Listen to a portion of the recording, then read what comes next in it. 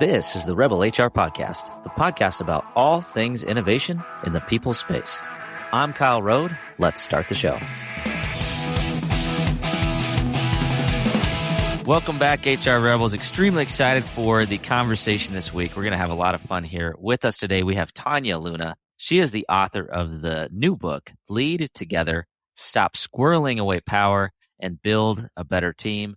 The book was released in September of 2023. Welcome to the show, Tania. I'm so excited to be here talking about power and squirrels and rebelling together. Absolutely. Well, I think this is a perfect fit for the podcast. And I'm fascinated to dig into the book. Already had a ton of fun just in our conversation here. So this is going to be a good time. So I want to start off with one of the questions that I ask almost every author that we have on the show, which is, what motivated you to write this book? Yeah. I think the spark of it, as it's been a very sparky year. 2020 was a very sparky year for a lot of organizations. I know this podcast as well. So the spark for this book really came from 2020. I was leading an organization at the time. We had about 1,000 clients, about 100 employees. Things were going great. And then the pandemic hit. And you might remember everything got trying to forget. Yeah. Really messed up. Really things became very stressful. And the thing that got us through it and ultimately made what could have been really our last year in existence, what turned out to be our best year in existence, was the fact that we had this shared power approach to how we ran the company. And I can dig into more detail about that, but it made such an impact on me to recognize that having this shared power workplace isn't just joyful in the best of times, it is essential in the worst of times. Absolutely. And I by the way, I love that term sparky, like a sparky year. Like that's a great visual, because it did, I think 2020 was a little bit of a transition point for many of us. It certainly was unexpected. But I think prompted some really cool and challenging ways to reshape how we think about work. And it was like leadership. A plastic year, right? Like it allowed people to go, okay, there's spaciousness now to rethink how we've been doing things. And it's very tempting as things start to look a little bit more normal to go back to those old familiar habits. But I'm still over here, excited to be on the rebel side and really push for that opportunity to change. And I wrote the book as a fiction book, actually. It's grounded in psychology. It's based on my own experience building and growing this shared power organization. But my background is in psychology, aside from the entrepreneur in me. And what the research shows is that we learn best through story. I also just was kind of sick of typical nonfiction books. I love them. I still read them. But I was like, I want something that I could, turn the page and be excited to find out what's going to happen on the other side. So it's actually told as this kind of philosophical fiction / business parable that gives you all the practical tips and tools through the story of a squirrel. Yeah, and I love the premise, and I think we've actually had a number of episodes around the power of storytelling and how that can help you learn. It can help you find affinity with others. It certainly can help you put things in context. I did not realize how hard it was to pronounce the word squirrel live on a podcast until I was reading your book title. So thank you for that. It's good. You are welcome. That was my other reason for writing this book. So it's built around the branch manager of Nuts for You Incorporated, and his name is Sam Squirrel. So when you say it like that, it sounds ridiculous, but yeah, that's all accurate.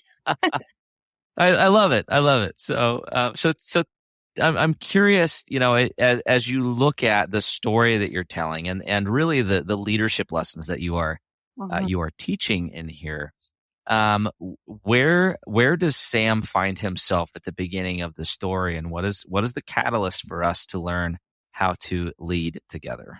Thank you for those very Sam-centric questions. That's really lovely. So Sam starts off actually thinking he's a pretty great leader.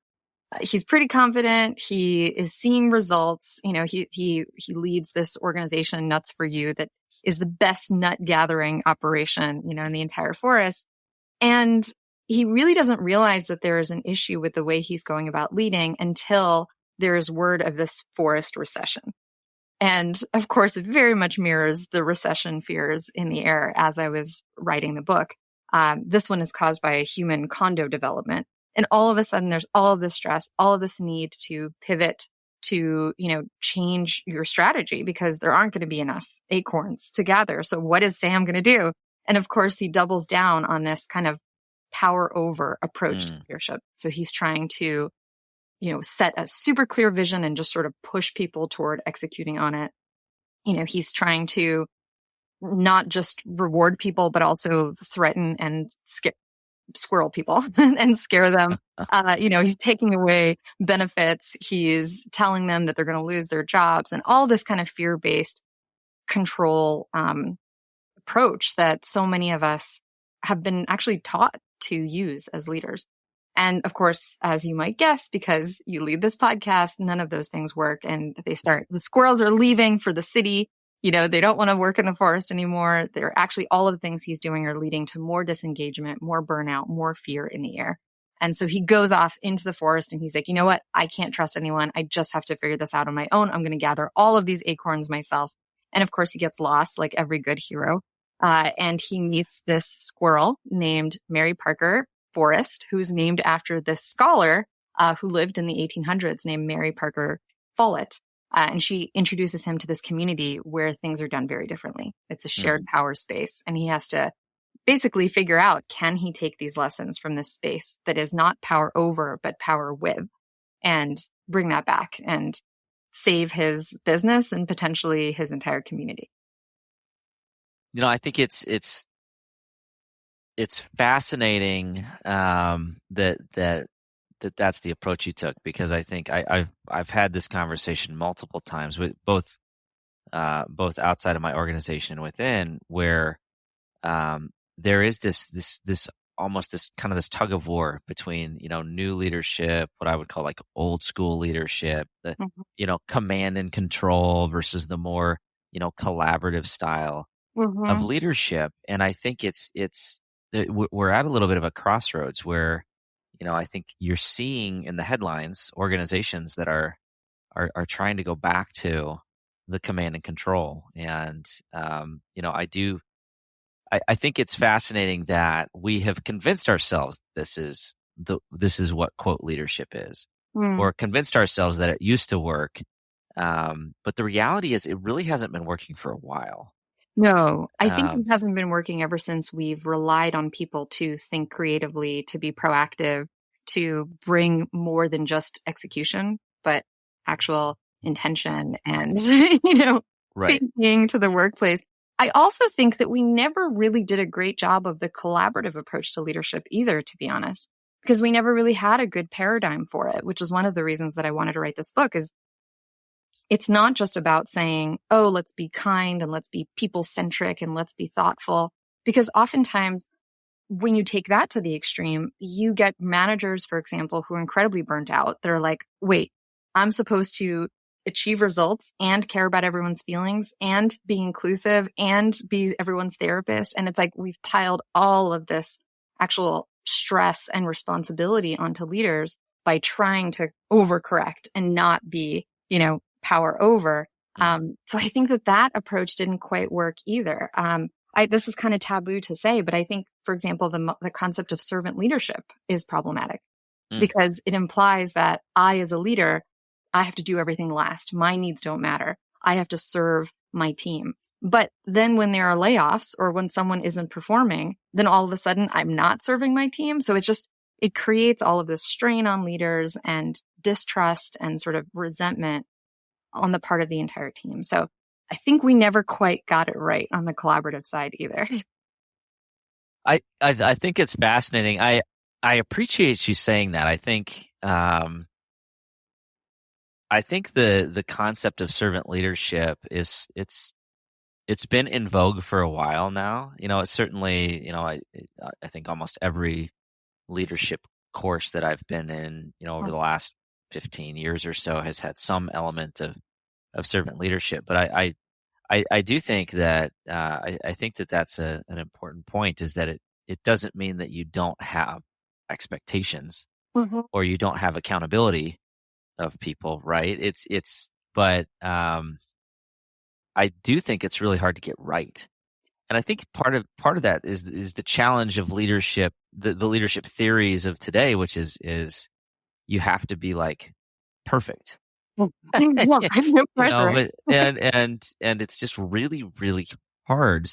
Yeah. So You have to be perfect, and then you have to be perfect at sharing your mistakes and being vulnerable. So it's like the sure, most terrible combination of be perfect, including be perfect at being imperfect. sure. Yeah, it's really hard. And I think there are a few people that can do this intuitively, but I also think there's a lot of people that just really struggle. And what I find is they spend a lot of time, in training courses or learning what good looks like. But the reality is they just kind of go back to old habits and, whatever, a lot of times what their conditioning was when they either first entered the workplace or when their upbringing, maybe Yeah, for sure. courses that they've gone through in the past. And so as you look at that and as you were doing your research and writing this book, what, what, uh, what do you encourage us to think about as it relates to how we should think differently about leading together? Yeah. Well, I think for starters, maybe I'll use this paradigm again of power over versus power with, because that's a good starting point. And then maybe I can get into the nitty gritty of like, okay, aside from the philosophy of it, how does it look in day to day life and organizational design? So maybe I'll throw in another one. There's power over, power under, and power with. So power over is that command and control style that you were talking about, right? Like I as a leader or we as a small group of leaders set the vision, decide on the strategy, tell everyone else what to do, hold them accountable. And we know that even though this could work in the short term because of fear tactics or because of, the stress and pressure that it creates to execute, it leads to burnout, it leads to disengagement, it leads to poor creativity, all that kind of stuff. So let's just not do that. Unless there's like a true emergency and you have to tell people what to do, you probably don't want to use that model. Servant leadership, I think, really is an inverse of that, but it creates many similarities. So it's more of a power under approach where you're going, I as a leader am so strong that it is up to me to protect and serve these little teeny tiny people on my team. So instead of treating people as strong and as capable adults, you're sort of treating them probably unintentionally and with good intentions, actually, more like your kids. So you're saying, oh, I have the answers. I have the knowledge. I have the strength and you don't. So let me protect you. Let me, take away all the difficulties and make it easy for you to succeed. So even though it seems to come from a place of care and nurturing, it can really minimize people's power and competence. So you've got power over, you've got power under, not quite as bad as power over, but let's not do that either. So this third option is this model of power with. And the idea there is that as an organization or as a leader, I use my own power to deliberately grow the power of all of the individuals I interact with. And so that might be formal power, like sharing decision-making authority. So I'm not the only one, or we don't just have a small group making decisions. It might be that I'm giving people the power to participate in setting vision and doing strategic planning, in building the policies and systems of the organization. And it's also informal power. So am I investing in people's skills? Am I investing in people's relationships, their social capital, their ability to have influence? And so ideally within this power with model, all of our collective power is constantly growing. I, as a leader, don't have to be burnt out because I'm protecting people. And I also don't have to be feared because I'm threatening people. Instead, my job is I want to make everyone else have more power, more capacity to get things done, which grows my own power, and our collective capacity as an organization to achieve our goals continues to grow. We'll be back after a quick break. And so used to having everything in front of them right away that we forget that innovation just takes time. I myself, I get frustrated too. Why? And you know, this is being one of my best friends is, hey, I talk to you all the time. Hey, man, I'm frustrated in the fact that I can't seem to just get there in the next day. But that's just not how these things work, right? Innovation needs to be planned out. It needs to be very methodical. And then when it finally hits, that's when it seems like to everyone else that it sort of just came out of nowhere. But to you, you know the amount of dedication that it took over that time. So I think so for me, this is a little bit of a reprogramming of all of these leadership principles that we've talked about over the course of my career, because I would say that, and typically you'll talk about this servant leadership as the model, right? The theory of leadership as it exists today, the theory that works. But I think what's really powerful is, as you were describing to me the power with principle, it reminded me of some of these psychological principles that you see as it relates to people pleasers, where a lot of times people are just trying to be liked, and they are trying not to make somebody else upset, or they're Right. trying to like tiptoe and trying to be kind of perfect. And what actually ends up happening is they are almost treating people like kids. Like Right. they're not allowing them to be autonomous adults and to have their own feelings. Like they're trying to make everybody happy. Right. But the reality is we're all adults and we all have our different perspective, opinions, Right. and feelings and thoughts. I love that point. And it's so often we see this within workplaces as people go, oh, I don't want to give feedback. I don't want to hurt someone's feelings, or I don't want to be, too explicit about what my needs are. I don't want to put too much pressure on anyone. And all of that comes from this mentality of, it's my job to protect people. It's my job to minimize stress. But actually, what if it's our job to maximize how much stress people can handle? What if it's my job to go, you know what, I'm not doing well as a leader or as an organization if each person here isn't becoming increasingly capable, increasingly confident. And that doesn't mean that I'm, going all the way to the other extreme and, like every day is Feedback Friday. But, I'm thinking through that lens of, are we growing each individual's capacity versus are we protecting people, or are we forcing people to do what we need to get done? And it becomes a lot more exciting for HR, for leaders, for individuals, not to think, how do we get results, but how do we build increasingly the capacity to get more and more done, even when there's a pandemic, even when there's a recession, whether it's a forced recession or an economic recession. In the midst of all of this change, we owe it to people to grow their power so that they can have that flexibility and agility. And as an organization, we can handle anything because we have all of this capacity that we've been building. Yeah, I think it's such a powerful concept, and it reminds me of the kind of the research around stress, where stress is important for growth, right? Like you have to have some level of stress, some level of stimulus to prompt some level of response. Now, you don't want it to you don't want it to go to like overwhelm and burnout, Right. right? But there should be some level of pressure if you're trying to make any sort of change or growth, which is what our employees are consistently telling us in every single study Yeah, ever. every year. Everybody wants to grow, right? Everybody wants career growth. So it's like, so if protecting them and like buffering them from the actual stress that could help them grow, you might actually be doing them a disservice. I think that's absolutely. powerful concept. In psychology, we call it the zone of optimal arousal. It's this curvilinear relationship, right? Not enough stress and there's disengagement. Too much stress and there's disengagement. And actually, if you look at the psychology around how power impacts us, feeling powerful or feeling powerless, it's also about balance. So that, not too much stress, not too little. It's the same thing when it comes to ideally not too much power and not too little. What research shows is that when people feel a sense of powerlessness, we disengage. We're less likely to take risks. We're less likely to speak up, and it can even harm our health. So a lot of what we see in the workplace where we go, why are people disengaged? Why are people not sharing their perspectives? A lot of that could be explained by a sense of powerlessness. Look at people who feel powerful, not even as an individual, but in an experiment. You give people a role that makes them more powerful.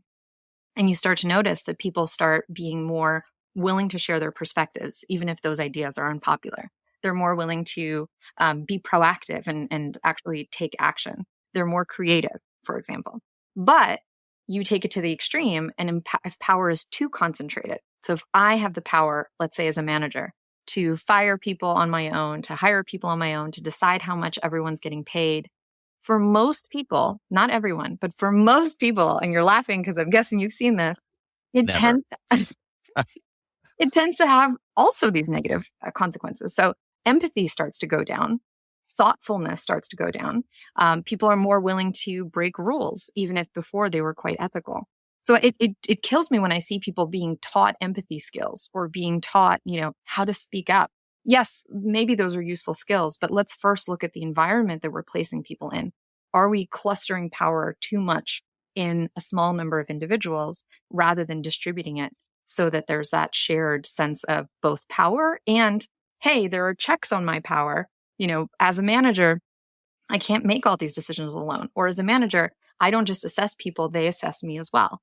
As a manager or as an organization, we have to report, here's a video of our board meeting, or here are all of the results of what we tried to do and what happened. And when you create those kind of checks and balances, just like we have in the US, for example, at our best, it doesn't always work. But, those checks and balances are what create a balance of power psychology, not just power, practically speaking. Yeah, I am definitely over here. You can't see my face because this is an audio only format, but I'm over here just nodding and smiling and thinking about all of these situations where I've seen this, where somebody feels like they're like the term that I've used in the past is they feel like their name is on the building, right? Like they own the place, Yeah. and there's nobody else in there but them, and the reality is it's like so many issues that I've had to deal with have been because of this like inflated ego Yeah. that and quite frankly, I actually don't think that most of these individuals have bad intentions. It's No. just they're just in the wrong, right? They're just And it's even making bad subtle decisions. things like how much time does someone spend talking? So much of that is correlated with how Mm. much of a sense of power do they feel. And again, we focus on let's teach people how to not talk as much. Well, yeah, but also let's take a look at whether there are systems in place for people to be able to participate in decision making, for example. Super simple example of something that this could be in practice is most organizations, especially within Western culture, have a tendency to have a single decision maker, which can be very efficient, and I'm not against it. But if there are no checks on that, especially for high stakes decisions, let's say whether you're going to fire someone, then of course it's going to be hard for people to go, well, I'm going to give transparent and open feedback and I'm going to raise concerns. No, most people won't be as open as you want them to be because there is no check on that power that manager has. But as an example, one of the decision-making tools that we see in these shared power organizations is something called consent style decision-making. So a lot of people have heard of consensus. That's where everyone has to agree. That tends to be very painful and slow moving. Consensus is where everyone has the power to say no to a decision if they feel that it's unsafe for the team or the organization. And so, for example, when I'm setting strategy, let's say as a leader, it's very different if I have full power to make all the decisions versus if I'm in a team where I present my strategy and literally every person, including the newest person we just hired, has the power to say, I'd like to stand against that. And then it's on me as a leader to hear them out, understand their concerns, and bring a counter proposal that's going to address the concerns they brought up. So it's a really simple tweak to the decision-making process, but it can have profound consequences on whether people are giving feedback, are speaking up, especially when it comes to those high-stakes decisions like firing, hiring, salaries, promotions. Those are great places to make sure that either you're using consent-style decision-making or at least having two decision makers and a tiebreaker. That way, again, you don't have this one person who sort of controls your fate at the organization. Absolutely. I think that's really interesting, and I've been in those meetings where it's like we're trying to get everybody to agree, and it's like there's one holdout. If somebody filibusters, it's Yeah. just like okay, Yeah, hug with consent, you don't have to do that. You can yeah, actually go, does everyone consent? You don't have to love it, but can you support it? And if you stand against it, you have to give a really good explanation of why, not why you don't like it, but why you feel it's unsafe to try. right, Safe to try. Let's just try it and see what happens. right. Yeah, I think that's that's a powerful tool in the toolbox, and I think something to think about as we think about that. Certainly, in our world, it's about hiring and firing, and some of these maybe organizational restructurings and things like Oh, that, where wow. there are these really big ripple effects. And I do think it's really dangerous if you've got somebody who's like this brilliant person in a back office that's drawing all this stuff They're up, always in the back office. right? Without like going out and actually testing out this thesis that, hey, this is a good idea. And I view HR as what, like, our job is to do some of this, right? Our Mhm. job is to foster this environment where we have consent and we have this open dialogue Yeah. for these decisions. So what advice do you have for us that maybe some of us are listening to this and we understand this, we agree, but we don't have this today in the environment that we're operating in? What ideas do you have for us as we think about, okay, how do we think about this power with concept, and what are some strategies or tactics that we need to be thinking about in the context of our workplace? Yeah. Well, you could read the book, Lead Together. We also have, we'll have some tips on the website as well. So my website's tanialuna.com, TANIALUNA.com. And by the time this episode comes out, we'll have an assessment you can take to figure out, where are you already doing things in a shared power way? Where are you doing things in a power under or power over way?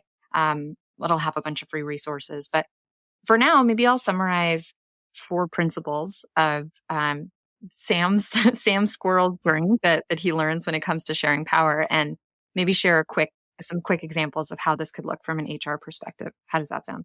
Perfect. Okay.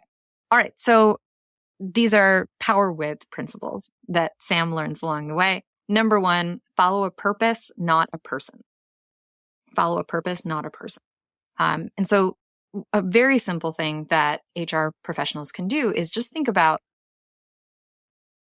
how clear is the shared purpose of the organization to absolutely everyone involved. And the purpose could be literally, why do we exist? But also things like, what are our goals? What are our priorities? This is the one that I find people really, really struggle with, is actually, can I make decisions on my own without constantly having to check with a person, without having to wait for orders, without having to please my boss? Can HR really help people understand what does the organization truly see as most important, and ideally in a measurable way, including what is the purpose of my role? What does success look like for my role? The more that purpose is clear, the more the purpose can be my leader, instead of my manager having to tell me, am I doing the right thing? Am I doing a good job? Managers can still be incredibly helpful as coaches, as thought partners, as quality assurance, but there's so much power just in understanding, what does the organization find to be most important? What is the purpose of my own role? How is success defined? So that's number 1. Should I keep going? Yes. All Yeah. right, great. Yeah. I I'll I agree. I'll- okay. Well, and a lot of people agree. So maybe I'll go even more tactical. If part of your responsibility within HR is job descriptions or role descriptions, a very simple tweak that I've seen have a lot of impact when it comes to giving people more of that sense of power is not just telling people, here are the activities that you're responsible for, but number 1, what's the purpose of your role? Why does it exist? And number 2, how is success defined for your Mm, role? Just articulating those things. So many organizations of all sizes don't do that. The purpose piece can really help each individual understand, what strategy should I use for achieving results. And it's also the emotional piece of, why does this work matter? And then the success indicators make me just feel so much less vulnerable and less reliant on someone to tell me if I'm doing a good job, because I can have success indicators that tell me, yes, am I doing this well, or no, am I not doing it? right. Right.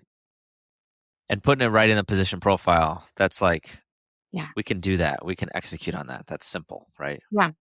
Yeah. And if you don't Absolutely. have the capacity to do it yourself, just even encouraging, hey, team members, employees, managers, work on this together. Like have a role clarity conversation once a quarter and just align on, do you see the purpose the same way? Do you see success for the role in the same way? Just throw it in your, yeah. I'm brainstorming, but it's like, you just throw it in your performance evaluation form. Yeah. Just put it right at the bottom. Say, the purpose of your job is X. I love And that. just make every manager answer that in one sentence in the performance eval, right? I love There are ways to do this, right? So There I are love ways to that. do it in small ways where you don't have to go and physically change everyone's job description. Just nudge people. Hey, have that conversation. Are these two things clear? Right. All right. So that's number one. Number two, rely on context, not control. Mm. So this is really all about questioning, have we given people the information that they need to make good decisions so that we don't have to over-index on telling people exactly what to do at all times?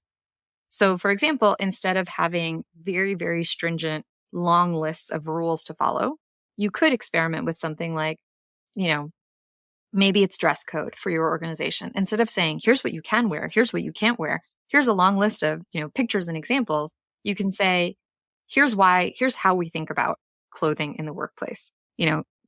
Here's why it matters or who it matters for. Please use your best judgment. So things like that. As a leader in my organization, instead of saying, do this thing, ideally I'm saying, here's why this thing is important. What are your thoughts on it? Let's come up with a solution together. So from an HR perspective, it's really being, I think of myself as like, okay, I've recovered mostly from being a control freak and I'm trying to be more of a context freak. So from an HR perspective, it's really like noticing, are leaders sharing the context for their decisions? Are we giving people who are joining the history of why things are done the way they are? For our policies, are we just telling people what to do or are we explaining the why behind it? And if we have explained the why behind it, can we actually reduce some of the actual policies that tell people what to do? If they understand why, then ideally, we're trusting people to make good decisions. And then if Now we're you're making speaking my terrible language. decisions, really? Yeah. For every policy, my question is, do we really have to make this a rule or Yeah. is this just a generally understood, work practice, right? Yeah. Do we really need a policy for everything?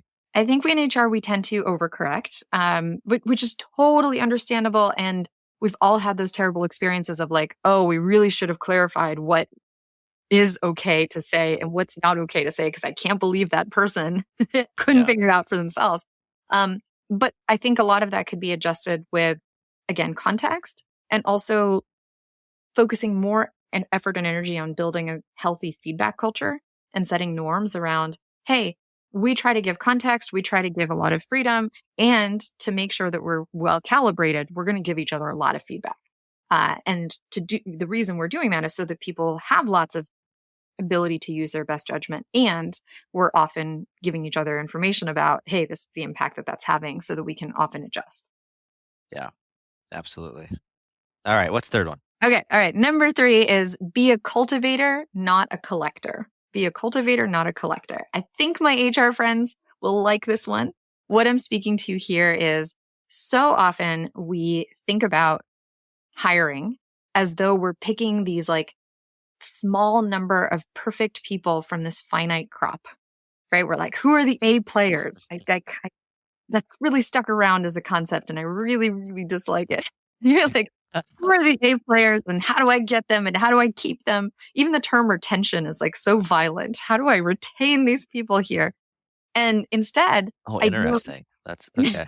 That's another podcast, but okay. Yeah. I mean, I still use it for sure. But like, if you think about it, ideally, you're not retaining people. Ideally, you're creating the kind of environment where people are really happy to stay. Right. It's still very much command and control history.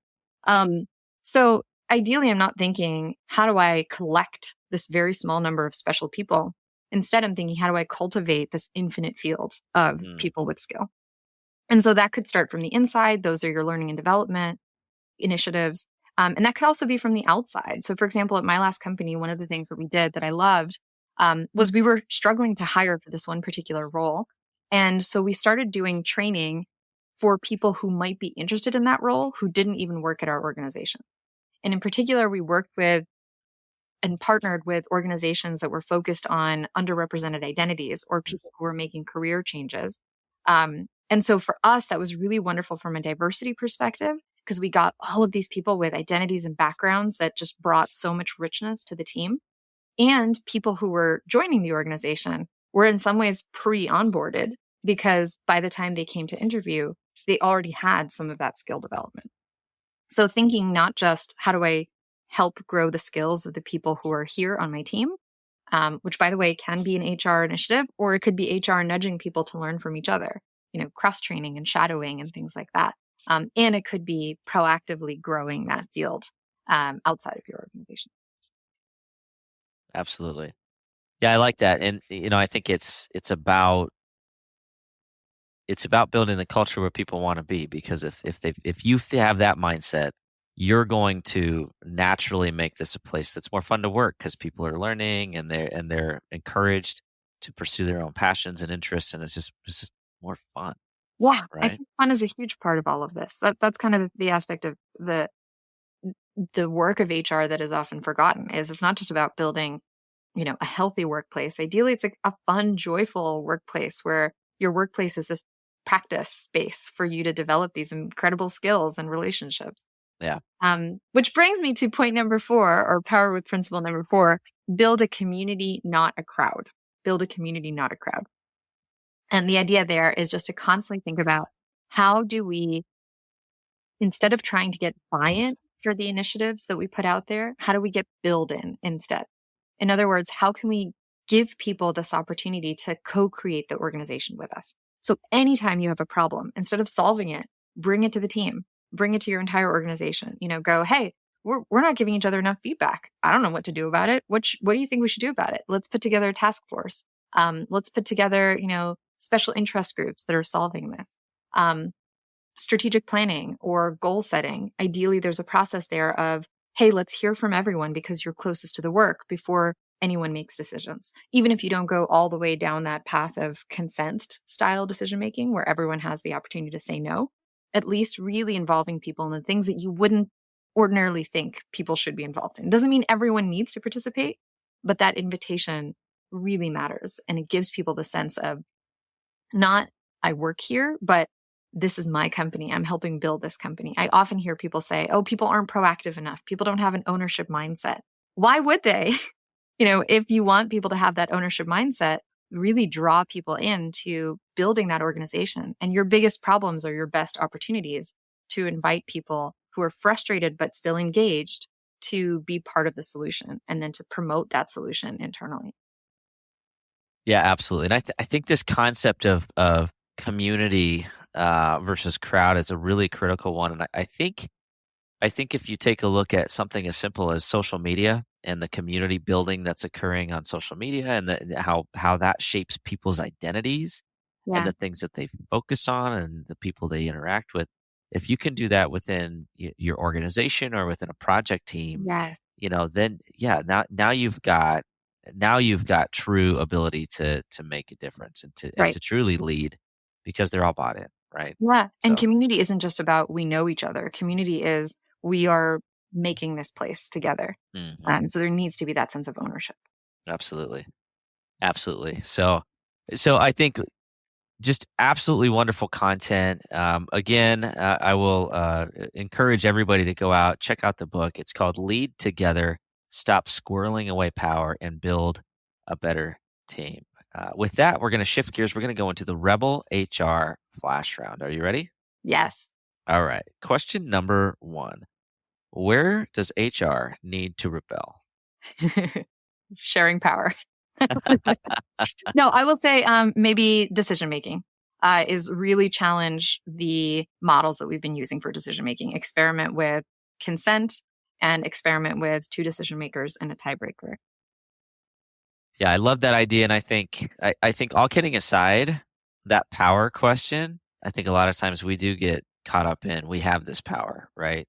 So let's be aware of that and not let that, kind of Yes. kind of be Oh, the way we operate, right?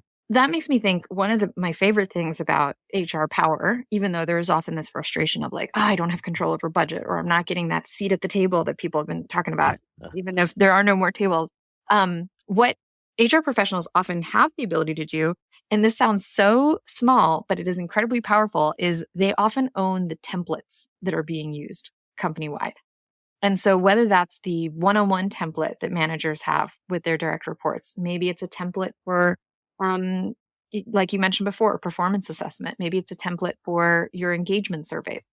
Take a look at those templates and see, can I nudge some of these really healthy power sharing behaviors, or really any behavior you're trying to normalize? Because people, especially, have trained over, I think at my last organization, over 300,000 managers. They are insecure and overwhelmed and stressed out. Shoot, sorry. That's my alarm. Can I try that one more time? Yep, keep going. All good. So at my last organization, we've trained over 300,000 managers.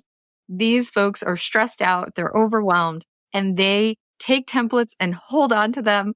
And, they see them almost like a life raft. So HR has, even if people don't realize that you're the one that's the author of the template, you have the power of the template. And I would personally encourage you to use that to nudge this kind of shared power, mutual assessment, mutual decision-making approach to leadership.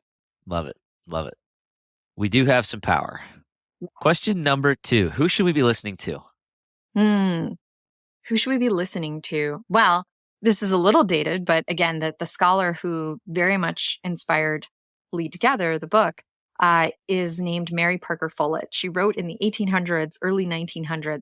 She has influenced so much of what we think of as good business practice today, from inclusion in the workplace to win-win negotiation, but people mostly do not know her name. So look up Mary Parker Follett.